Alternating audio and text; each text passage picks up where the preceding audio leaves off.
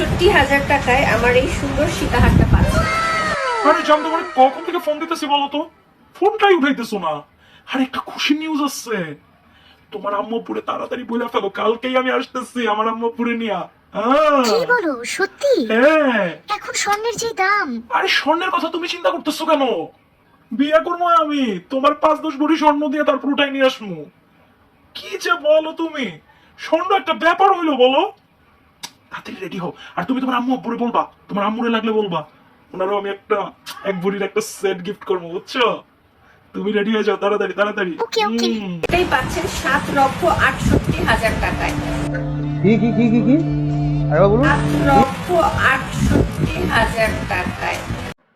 Hello, জি আপু, কে বলছেন আপনি?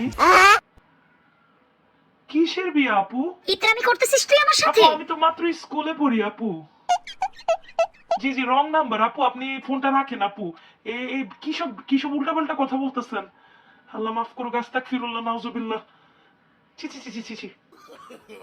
আমার ভুল হয়েছে হ্যাঁ,